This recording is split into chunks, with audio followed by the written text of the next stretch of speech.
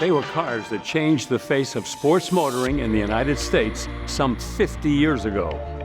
The unforgettable Z cars from Datsun. And back in the day, if you lived in the New England area and wanted a Datsun Z car, the one dealership you had to visit was St. Ives Motor Sales in Berkley, Massachusetts. And the St. Ives family is bringing their incredible selection of vintage Z cars, some ultra-low mileage, some extremely rare, to the Mecum auction in Kissimmee, Florida in January 2024. Pete, good to meet you. Same here, Bill. I'm from right up the road in Plymouth, so we're kind of like homies. Boy, I guess so. Hey, before we talk about the cars that you have, this building we're in has so much history as it pertains to your family, doesn't it? Yes, it does. We became a Datsun dealer in 1970. This building was built in 1971, and we outgrew it by 1987 and moved to a larger facility. But this is where our roots were. First time being a new car dealer, and built the business. Which takes us to this car here. Yes. This 1970 Datsun 510 sedan, that ties into the whole beginnings of the St. Ives dealership. Absolutely. Our first load of cars, I remember it like yesterday, was in April of 1970. These cars were intended to be little economy cars. Yes. And they had debuted 2 years before, 1970. Yeah. And really weren't expected to be performance cars, but they went on to win races and championships, didn't they? Yes, they did. The engine that Datsun used then, the overhead cam, was quite powerful for the size of the vehicle, and they ran excellent also. Built in 1969, this is a 1970 240Z, but does that 1969 designation make it rare? Yes, it's one of the early production model. In 70 was the first year the Zs were sold and released in the States. When my father and uncle decided to collect the Zs, naturally they wanted one of the early ones, and that's how we acquired this car. Well, if I remember correctly, people call these like the poor man's Corvette. They were almost like half the price of a Corvette at the time. Yes, I don't think the Corvette people looked too highly on that, but the Z, kind of made its own niche with the performance and handling. This was restored quite a while ago, but it has held up pretty well. Yes, when we acquired the car, we did restore it in our own shop back in the 70s. So it's been with us since then.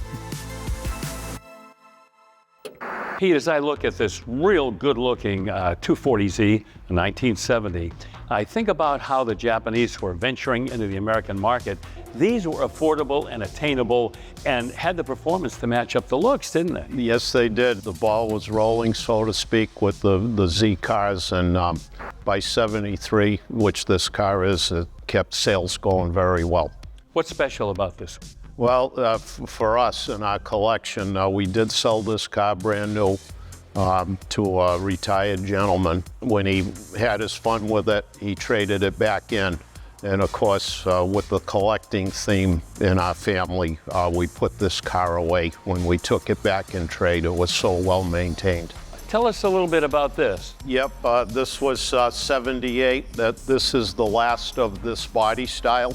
And to kind of commemorate it, Nissan came out with this Black Pearl edition, and it literally was the last of the 280s. And there was the Zap edition, which you also have in your collection. What's the background on that? Correct. In 77, Nissan came out with the Zap edition. That was their first special edition car that they did. We have one of them in our collection also. And what's interesting is that there really wasn't a performance upgrade on these cars. It was basically just a cosmetic addition that kind of upped the eyeball on them. That's true, with wheel striping and rear shade kits, and right, that's how they would do those special editions. Well, I know you are particularly proud of this Datsun 280ZX whale tail. Now, what's the whale tail all about? With the racing heritage Nissan was building on, they decided to come out with 1,001 of these cars, which made them IMSA and SCCA available to race with the whale tail. This was the special car for this year. It's brand new with 15 miles, and the family decided to put this one away. 15 miles. So we're talking everything is original on this, and it's been family owned since it came off the boat. Correct. Yep. It went off the trailer into our storage and collection.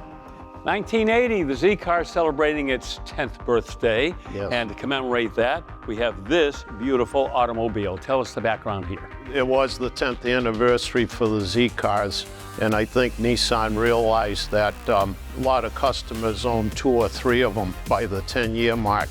So they wanted to commemorate that because I think when the Z started, they had no idea what it would turn into. So they made 2 different color schemes. We have the gold and the black, and this car also has 15 miles on it.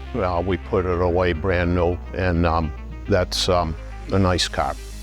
Pete, this is a real road warrior here, this 1984 300ZX Turbo. It's got 34 miles on it. How did your family refrain from driving these incredible cars? It was very tough, but we did it. You did, exactly right. This is a special car, 50th anniversary, commemorates the 50th anniversary of Datsun/Nissan. Very desirable car, rare, only 5,000 plus were made. Do you remember when these cars came out, what the demand was like? Oh yes, it was nice that Nissan picked the Z car to do their special 50th. And with the following the Z's had, it was very appropriate at the time. Well, in 1984, the Z car was the best-selling sports car in America, outsold everything, an indication of just how good they were. That's correct. By then, they built up quite a reliability and good following, and they were great cars. Pete, this one blows my mind. Just explain to everybody why this is so special. Well, this is the first turbo-powered Z that Nissan decided to bring to market. By this point in time, we had 6 Zs in our collection, and of course, when we knew the turbo was coming, we certainly wanted one of them. Lo and behold, when we got the car in, it was serial number 1. I do remember dealers calling my dad looking to get this car off us back then. It was going in the collection at that point, so here it is. And it got to you by way of California, right? Yep, the cars were processed through California and then shipped into Providence, Rhode Island. And the local zone always said after we got this car, how did that ever bypass the West Coast and come to New England? Pete, I want to thank you for giving us a look at these excellent automobiles that you have here. They are 10 really exceptional cars that are coming to Kissimmee in January 2024 at the Mecum auction. And if you can't be there to join us, well, you can watch us live on Motor Trend and Motor Trend Plus. And Pete, don't be driving these cars before then, all right? It'll be tough, but I won't.